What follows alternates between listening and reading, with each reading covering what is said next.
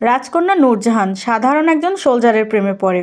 Soldier না জেনে রাজকন্যাকে প্রচণ্ড ভালোবাসে, আর সেই টানে রাজকন্যা যখন সব ছেড়ে সোলজারের সাথে সংসার করতে চলে যায়, তখনই সোলজারের ডাক পড়ে এক সিক্রেট মিশনের। তখন সোলজার তার প্রিয়তমাকে রেখে দেশের জন্য ঝাঁপিয়ে পড়ে, কারণ আর যাই হোক সে তো সোলজার, দেশ যার কাছে সবার আগে। তবে কি সোলজার মিশন শেষ করে আসতে পেরেছিল?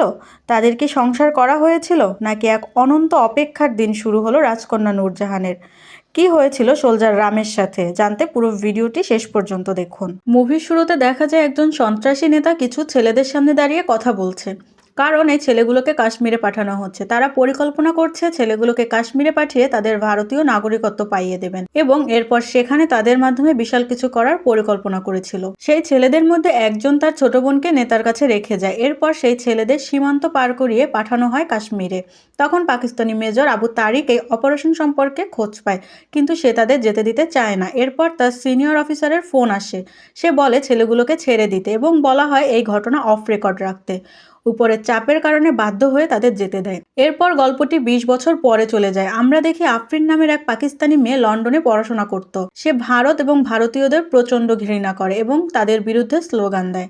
একদিন সে একটি গাড়িতে ভারতের পতাকা লাগানো দেখে। ভারতের প্রতি তার এতটাই ঘৃণা ছিল যে সে গাড়িতে আগুন লাগিয়ে দেয় এবং চিৎকার করে বলে পাকিস্তান জিন্দাবাদ। কিন্তু এই গাড়িটির মালিক কোনো সাধারণ ব্যক্তি ছিল না।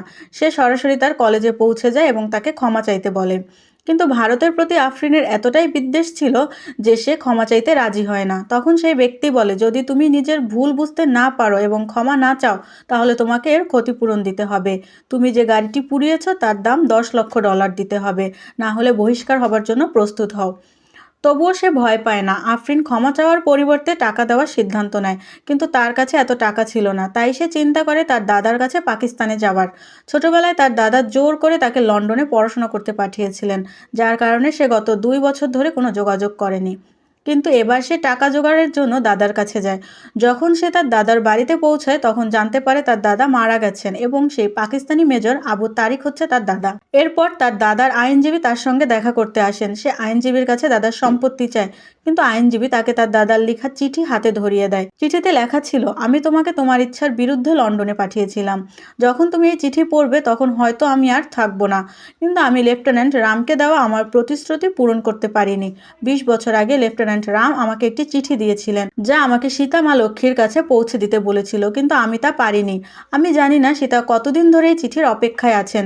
এটি কোনো সাহায্য নয়, বরং একটি ঋণ যা তোমাকে শোধ করতে হবে। কিন্তু সে বুঝতে পারে না যে এই চিঠির এত গুরুত্ব কি, এবং কিভাবে তার দাদা এক শত্রু দেশের সেনা কর্মকর্তার বন্ধু হয়ে গেলেন। সে এসব উপেক্ষা করে আবার টাকা চাইতে শুরু করে। আইনজীবী তখন বলে, টাকা পেতে হলে এটি এখন সীতার কাছে পৌঁছে দিতে হবে। কোনো উপায় না দেখে সে যাওয়ার সিদ্ধান্ত নেয়। এরপর সেই ঠিকানায় পৌঁছে যেখানে চিঠিটি পৌঁছে দেওয়ার কথা ছিল। চিঠিটি নূরজাহান প্যালেসে সীতাকে দিতে হতো, কিন্তু এখন সেটি একটি মেয়েদের কলেজে পরিণত হয়েছে। রেকর্ড খুঁজে দেখা গেল সেখানে সীতা মা লক্ষ্মী নামে কোনো ব্যক্তির নাম পাওয়া যায় না। অনেক জায়গায় খোঁজার পরও সীতার কোনো তথ্য পায় না। তখন আফরিন ভাবে, যদি আমাদের সীতাকে খুঁজে বের করতেই হয় তাহলে আগে আমাকে রামকে খুঁজতে হবে। সে জানতো যে রাম ছিলেন লেফটেন্যান্ট, যে মাদ্রাজ রেজিমেন্টের অন্তর্ভুক্ত ছিল। এরপর বিভিন্ন জায়গায় খোঁজাখুঁজি করে সে রামের একটি ছবি খুঁজে পায়। এরপর সে জানতে পারে রামের বন্ধু বিকাশ সম্পর্কে। তখন তারা বিকাশের কাছে যায়। এরপর বিকাশ গল্প বলা শুরু করে। তখন কাহিনী ফ্ল্যাশব্যাকে চলে যায় সাল 1964, যেখানে আমরা দেখি ভারতীয় সেনাবাহিনীর একটি বেস ক্যাম্প। সেখানে প্রবল তুষারপাতের কারণে রেশন সরবরাহ করা যাচ্ছে না। 4 দিন হয়ে গেল রেশন শেষ। রাম তার দায়িত্ব পালন করছিল এবং সবকিছু ঠিকঠাকভাবে পর্যবেক্ষণ করছিল। ঠিক তখনই সে দেখে কয়েকজন মানুষ তার দিকে আসছে। রাম মনে করে তারা কাশ্মীরি মুসলিম হতে পারে, কিন্তু তার সিনিয়র অফিসার মনে করেন তারা হয়তো সন্ত্রাসীও হতে পারে। তাই তিনি রামকে তাদের আটকাতে বলেন এবং প্রয়োজনে গুলি করতে বলেন। রাম নিশ্চিত ছিল যে তারা সন্ত্রাসী নয়, তাই সে ইচ্ছাকৃতভাবে সঠিকভাবে নিশানা করেননি। তার বিশ্বাস সঠিক প্রমাণিত হয়, কারণ তারা সন্ত্রাসী ছিল না, সাধারণ মানুষ ছিল যারা সেনাদের জন্য রেশন নিয়ে আসছিল। কিন্তু রামের সিনিয়র অফিসার বিষ্ণু তাকে পছন্দ করতেন না এবং তার প্রতি বিরক্ত ছিলেন। অন্যদিকে জঙ্গি নেতা খবর পায় যে তার পাঠানো সব ছেলে কাশ্মীরে স্থায়ীভাবে বসবাস করতেছে। তখন সে একটি ছবি দিয়ে বলে, এই ছেলেদের ব্যাপারে ভারতীয় সেনাবাহিনীকে তথ্য দিয়ে দাও। এবার তার আসল পরিকল্পনা প্রকাশ পায়। সে ভারতীয় সেনাবাহিনীকে দিয়ে সেই ছেলেদের হত্যা করাতে চায়, কারণ যদি সাধারণ মানুষ মনে করে যে সেনাবাহিনী নিরাপদ নিরপরাধ ছেলেদের হত্যা করেছে তাহলে তারা সেনাবাহিনীর উপর থেকে আস্থা হারাবে এবং দাঙ্গা শুরু হবে। এটা ছিল অপারেশন জিব্রাল্টার, যেখানে পরিকল্পিতভাবে সেনাবাহিনীকে ভুল তথ্য দিয়ে বিভ্রান্ত করা হয়। পরিকল্পনা অনুযায়ী জামিল ভারতীয় সেনাবাহিনীকে খবর পাঠায়, ফলে সিনিয়র অফিসার একটি বৈঠক ডাকেন এবং তাদের অপারেশন শুরু করতে বলে। কিন্তু সব ছেলের বয়স 18 বছরের কম ছিল, যা শুনে রামের মনে সন্দেহ জাগে। কিন্তু তখন কেউ তার কথা গুরুত্ব দেয় না এবং অফিসার বিষ্ণুকে এই মিশনের দায়িত্ব দেওয়া হয়। কিন্তু অফিসার বিষ্ণু এই মিশনের জন্য রামকে নেয় না, সে অন্যদের নিয়ে অভিযানে যান এবং 4 জন ছেলেকে হত্যা করেন। কিন্তু আসল বিষয় ছিল সেখানে 4 জন নয় 5 জন ছেলে ছিল, তাদের মধ্যে রাসুল পালিয়ে যায়। এরপর সেই 4 ছেলের মৃত্যুর খবর পুরো শহরে ছড়িয়ে পড়ে। এতে সাধারণ মানুষ বিক্ষুব্ধ হয়ে ওঠে এবং পাথর ছুঁড়ে প্রতিবাদ শুরু করে। এখন রাম পুরোপুরি বুঝতে পারে যে সন্ত্রাসীদের পরিকল্পনা সফল হয়েছে, কিন্তু তখন অনেক দেরি হয়ে গিয়েছে। ততক্ষণে পুরো এলাকায় দাঙ্গা ছড়িয়ে পড়ে। রাম তখন সেখানে যায় যাতে বিষয়টা সমাধান করতে পারে। এদিকে সবাই হিন্দুদের গ্রাম পুড়িয়ে দিতে যাচ্ছিল। তখন রাম সবাইকে লুকিয়ে ফেলে। তখন জনতা হাতে মশাল নিয়ে আসে এবং গ্রামটি পুড়িয়ে দিতে শুরু করে। রাম সবাইকে থামানোর চেষ্টা করে এবং বোঝাতে থাকে সেনাবাহিনী যাদের হত্যা করেছে তারা আসলে সন্ত্রাসী ছিল। কেউ রামের কথা শুনে না। তখন রাম সন্ত্রাসীকে খুঁজে বের করে এবং তার কাছে থেকে সত্য বের করে আনে। সে স্বীকার করে যে পুরো ঘটনাটি তারই পরিকল্পনা ছিল এবং যারা মারা গেছে তারা প্রকৃত সন্ত্রাসী ছিল। এই সত্য প্রকাশ পাওয়ার পর সবার চোখ খুলে যায় এবং তারা আসল ষড়যন্ত্র বুঝতে পারে। এভাবে রাম অসংখ্য প্রাণ রক্ষা করে এবং এত কঠিন পরিস্থিতি দক্ষতার সঙ্গে সামাল দেয়, যার জন্য সর্বত্র তার প্রশংসা হতে থাকে। এরপর অল ইন্ডিয়া রেডিওর এক মহিলা সাংবাদিক সেনাদের সাক্ষাৎকার নিতে আসেন। সাক্ষাৎকারের সময় রাম বলে এই পৃথিবীতে তার কেউ নেই এবং সে একজন অনাথ।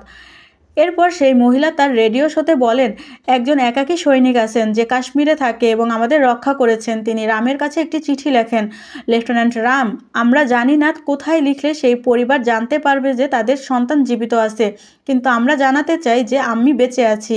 রামকে সমর্থন করা আমাদের দায়িত্ব। আমি আমার ছেলে রামকে একটি চিঠি লিখেছি, এবার তোমার পালা। এরপর আমরা দেখি যে রামের কোনো পরিবার ছিল না, কিন্তু সে বস্তা ভর্তি চিঠি পায়। এই চিঠিগুলো ছিল পুরো দেশ থেকে, কারণ পুরো দেশ এখন তার পরিবার হয়ে উঠেছিল। কেউ তাকে ভাই, আবার কেউ তাকে ছেলে বানিয়েছে। সবাই তাকে ভালোবাসা জানাচ্ছিল আর রাম এই ভালোবাসা অনুভব করছিল। তখন সে বুঝতে পারে সে একা নয়, তার বোন, ভাই, মা, বাবা সবাই আছে। সব চিঠি পড়ে রাম খুব খুশি হয়ে যায় এবং সারা রাত জেগে সব চিঠির উত্তর লিখে তাদের ঠিকানায় পাঠিয়ে দেয়। এরপর সেই চিঠি আসা ও রামের উত্তর দেওয়া একটি অভ্যাসে পরিণত হয়। তখনই সে একটি চিঠি দেখে কিছুটা অবাক হয়। চিঠিতে লেখা ছিল, তুমি কিভাবে বলতে পারো যে তোমার কেউ নেই, কারণ আমি আছি, তোমার স্ত্রী। রাম এই চিঠি পড়ে ভাবতে শুরু করে কে এই চিঠি লিখলো, যে নিজেকে তার স্ত্রী বলে দাবি করেছে। নাম সীতা মা লক্ষ্মী। এরপর নিয়মিত চিঠি আসে। চিঠিগুলো এমনভাবে লেখে পড়লে মনে হয় সত্যিই সে রামের স্ত্রী এবং তাকে গভীরভাবে ভালোবাসে। কিন্তু চিঠিতে প্রেরকের ঠিকানা লেখা ছিল না, শুধু নামটাই জানতো রাম, সীতা মা লক্ষ্মী। এরপর একদিন রাম একটি নতুন চিঠি পায় যেখানে সীতা লিখেছে 12 তারিখ হায়দ্রাবাদে একটি ম্যাজিক শো হবে যেটা সে দেখতে যাবে। রাম প্রতিদিনের মতো চিঠি পড়ছিল। তখন তার চোখ চিঠিতে লেখা সময় ও দিল্লি শব্দটির উপর পড়ে। এটি দেখে রাম অনুমান করে সীতা শীঘ্রই দিল্লি থেকে হায়দ্রাবাদ রওনা দেবে।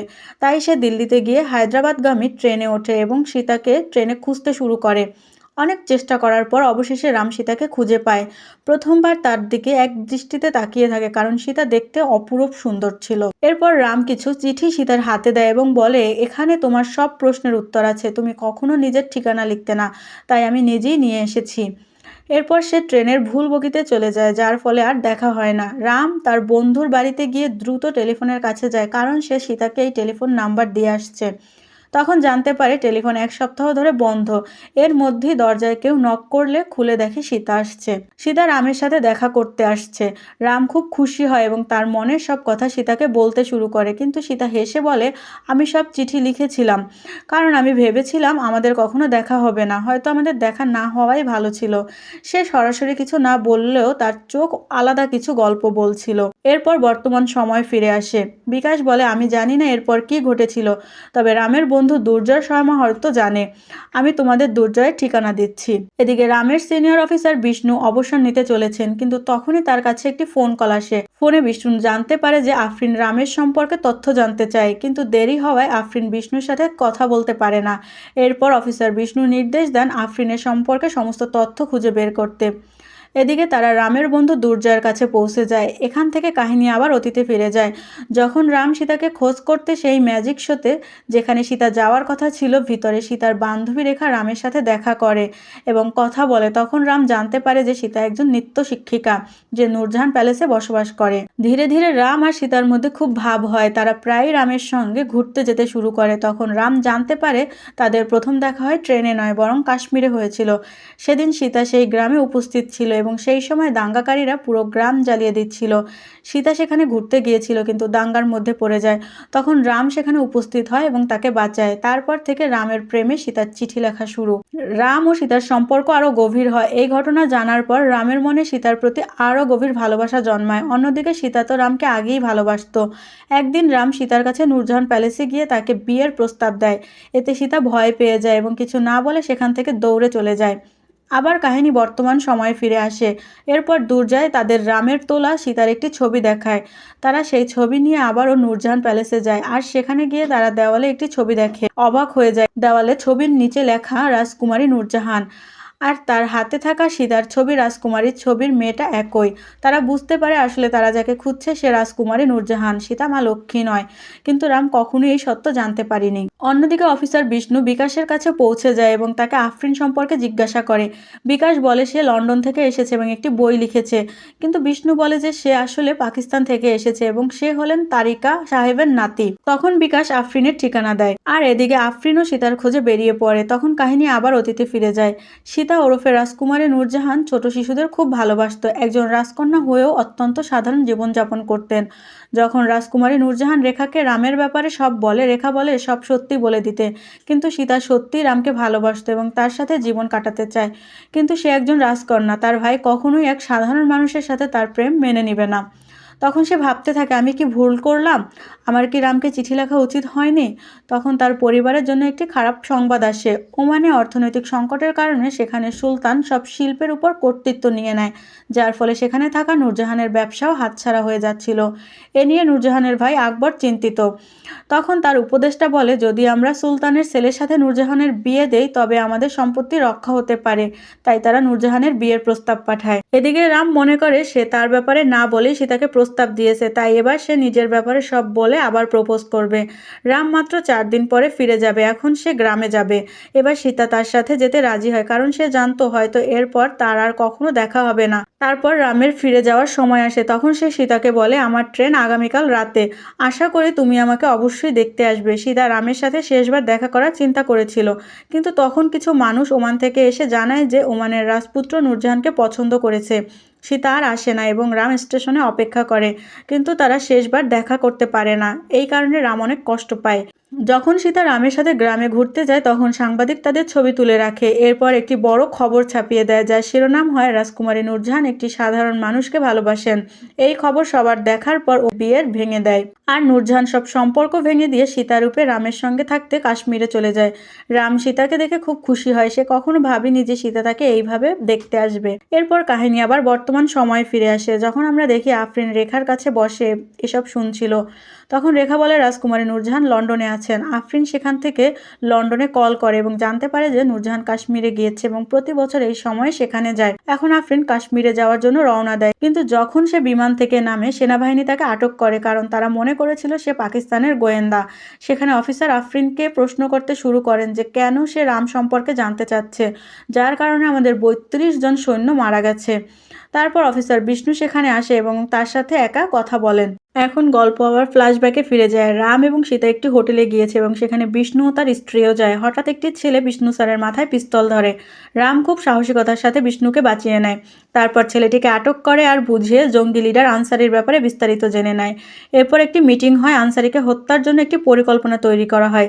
সেখানে সিনিয়র অফিসার বলেন, যারা অপারেশনে যাবে তাদের ফিরে আসার কোনো নিশ্চয়তা নেই, কারণ এই অপারেশন হবে গোপনে, যা আমাদের রেকর্ডে থাকবে না। যদি কেউ সেখান থেকে ধরা পড়ে তাকে রাত দিন অত্যাচার করা হবে এবং মৃত্যু একমাত্র মুক্তির উপায়। যদিও মিশন সম্পর্কে কাউকে বলার পারমিশন ছিল না, তবুও রাম সীতাকে বলে দেয়, কারণ সে জানতো যে এই মিশনটা এতটা বিপজ্জনক যে কোনো কিছুই হতে পারে। সীতা শুনে খুব ভয় পায়, কিন্তু তার মনে একটি আশা ছিল রাম নিরাপদে ফিরে আসবে। এরপর মিশনটি সম্পূর্ণ করতে রাম, বিষ্ণু এবং অন্যান্য অফিসাররা সীমান্ত পার হয়ে অনেক কষ্ট সহ্য করে আনসারীর গোপন এলাকায় পৌঁছায় এবং তাদের রূপ পরিবর্তন করে আনসারীর ও তার অনুসারীদের হত্যা করে এবং ঘরটি জ্বালিয়ে দেয়। মিশন সম্পন্ন হওয়ার পর সবাই সেখান থেকে চলে যেতে শুরু করলো। তখন রাম একটি ছোট মেয়ের কান্নার শব্দ শুনতে পায়। রাম দ্রুত বাড়িতে ঢুকে সেই ছোট মেয়েটিকে উদ্ধার করে। বিষ্ণু রামের জন্য অপেক্ষা করছিল, কিন্তু ততক্ষণে আবু তারিক সহ পাকিস্তানি আর্মি গিয়ে তাদের দুজনকে ধরে ফেলে। এবার তাদের উপর অত্যাচার শুরু করে পাকিস্তানি আর্মি। একদিন আবু তারিক প্রশংসা করে বলছে, যদি তুমি সেই মেয়েটিকে বাঁচানোর চেষ্টা না করতে তোমার মিশনটা শেষ হয়ে যেত এবং তুমি তোমাদের দেশে চলে যেতে পারতে। যখন এতদিন পরেও ফিরে আসে না, তখন বিষ্ণুর স্ত্রী এবং সীতা সিনিয়র অফিসারকে প্রশ্ন করতে শুরু করে যে তারা কোথায় গেছে এবং কেন এতদিন পরেও ফিরে আসেননি। তখন খবর ছাপানো হয় দুজন সৈনিক ক্যাম্প থেকে পালিয়ে গেছে। এরপর সীতা রাজকুমারী নূরজাহান এসে তার পরিচয় ব্যবহার করে প্রেসিডেন্ট থেকে প্রধানমন্ত্রী পর্যন্ত সবার কাছে রামের খোঁজ চায়। এরপর সে সিনিয়র অফিসারের কাছে গিয়ে তার পায়ের নিচে পড়ে বলে, আমি নূরজাহান না, আমি সীতা, আমি রামের স্ত্রী। দয়া করে আমাকে বলুন রাম কোথায় আছে। তখন সিনিয়র অফিসার বলে, আমরা আমাদের মিশনে সফল হয়েছিলাম, কিন্তু রাম এবং বিষ্ণু পাকিস্তানি সেনাবাহিনী দ্বারা ধরা পড়েছে। এরপর ভারতীয় দূতাবাসের একজন পাকিস্তানি কর্মকর্তার সাথে দেখা করেন, বন্দি বিনিময়ের প্রস্তাব করে। পাকিস্তানি কর্মকর্তা এটি পছন্দ করেন এবং প্রেসিডেন্টের সাথে আলোচনা করার জন্য রাজি হন। এরপর তারা একটি পরিকল্পনা করে। তখন সিনিয়র অফিসার আবু তারিককে বলেন যে আমরা শুধুমাত্র একজনকে পাঠাতে পারি, দুজনকেই নয়। যদিও রাম ও বিষ্ণু দুজনেই খুশি ছিল যে তারা ফিরে যাবে, এবং যখন তারা জানতে পারে একজনকে যেতে দিবে তখন পরিস্থিতি খুব জটিল হয়ে ওঠে। এবং বিষ্ণু স্যার এত মানসিকভাবে হতাশ হয়ে পড়েছিলেন কারণ তিনি এই সব কিছু মেনে নিয়েও ফিরতে চান। তাদের শর্ত ছিল যে তাদের তথ্য দেবে তাকে ছাড়বে। তখন বিষ্ণু স্যার বলে, আমি এতটাই আগ্রহী ছিলাম যে তাকে পেছনে রেখে চলে এসেছি এবং আজও রাম পাকিস্তানে বন্দী রয়েছে। সেই বছর যখন পাকিস্তানি সেনাবাহিনী আমাদের 12টি বেস ক্যাম্পের সম্পর্কে জানতে পারে, তারা বোমা বর্ষণ করে। এতে আমাদের 32 জন সৈন্য নিহত হন। যখন আমাদের গোয়েন্দা বিভাগ তদন্ত করে তখন এটি আবিষ্কার হয় যে রাম তথ্য ফাঁস করেছে, কিন্তু আমি জানি যে রাম কখনো এমন কিছু করবে না। এখন অফিসার বিষ্ণু বলেন, রাম এত বছর ধরে সেখানে তার শাস্তি ভোগ করছে এবং আমি এখানে নরকে বাস করছি, আর এই সব কিছুর জন্য দায়ী তুমি, কারণ ওই যে মেয়েটিকে রাম বাঁচিয়েছিল সেটি তুমি। এটি শুনে আফরিন হতবাক হয়ে যায়। তখন আমরা জানতে পারি যে মেয়েটিকে রাম বাঁচিয়েছিল তাকে আবু তারিক দত্তক নেয়। সেই ওয়াহিদা এখন আফরিন। এখন সে তার দাদার চিঠির কারণ বুঝতে পারে। এখন সীতা কাশ্মীরে আছেন এবং তিনি প্রতি বছর সেখানে আসতেন। যেই জায়গাগুলোতে রামের সাথে স্মৃতি আছে সেইগুলোতে ঘুরতেন। এদিকে বালাজি চিঠি নিয়ে সীতার কাছে পৌঁছায়। সেই চিঠিটি যা সীতার জন্য রাম 20 বছর আগে লিখেছিল। অবশেষে তিনি তা পেয়ে যান। চিঠির কথা শুনে কিছুক্ষণের জন্য হয়ে যান, তারপর চোখে পানি নিয়ে পড়তে শুরু করেন। সেখানে কিছু ইমোশনাল ও গোপন কথা জানতে পারে যে পাকিস্তানি আর্মি একটি চালাকি করেন এবং দুজনকে আলাদা করে দেন, আর বলে যদি বেস ক্যাম্পের তথ্য দেয় তাহলে আপনাকে ফেরত পাঠানো হবে। রাম তখন মুখে থুতু ফেলেন এবং কিছুই বলার জন্য অস্বীকার করেন। অফিসার বিষ্ণু পুরোপুরি রাজি হয়ে যায়, কারণ তার মনে একমাত্র চিন্তা ছিল ফিরে যাওয়া। তাই তিনি সমস্ত তথ্য দেন। রাম এই কথা জেনে অনেক বড় আঘাত পান। তখন সত্য প্রকাশ পায় যে রাম কিছুই বলেননি। সম্ভবত সেই কারণেই বিষ্ণু ফিরে আসার পরও শ্বাসরুদ্ধকর জীবন কাটাচ্ছিলেন এবং তার জীবন যেন নরকেই বসবাস করার মতো অনুভূত হচ্ছিল। চিঠি পড়ে জানতে পারে রাম আর পৃথিবীতে নেই, তার ফাঁসি হয়ে গেছে। চিঠির মধ্যে সীতা একটি সংবাদপত্রের কাটা কপি পান, যার মধ্যে রাম জানতে পারে সীতা রাজকুমারী নূরজাহান। এরপর অফিসার বিষ্ণু আত্মহত্যা করেন। তারপর আফরিন এসে সীতার কাছে ক্ষমা চায় আর বলে, এখানে আসার আগে একজন আমাকে ক্ষমা চাইতে বলেছিল। অনেক রাগ হয়েছে, কিন্তু তোমার কাছে মাফ না চাইলে বাঁচতে পারবো না। তখন আফরিনও জানতে পারে রাম মারা গেছে। এরপর রামের উপর থেকে দেশদ্রোহী তকমা তুলে নেওয়া হয় এবং তাকে পূর্ণ শ্রদ্ধার সাথে সম্মানিত করা হয়। এর মধ্যে মুভিটি শেষ হয়। এই ছিল সীতারামের অপূর্ণ প্রেম কাহিনী। সীতার অপেক্ষা অনন্তকাল ধরে চলতে শুরু করলো। আজ এই পর্যন্ত। ভিডিওটি কেমন লাগলো জানাতে পারেন। ভালো লাগলে লাইক করে দিন। এছাড়া পরবর্তী ভিডিও পেতে চ্যানেলটি সাবস্ক্রাইব করে রাখুন। কথা হবে পরবর্তী ভিডিওতে। সেই পর্যন্ত গুড বাই।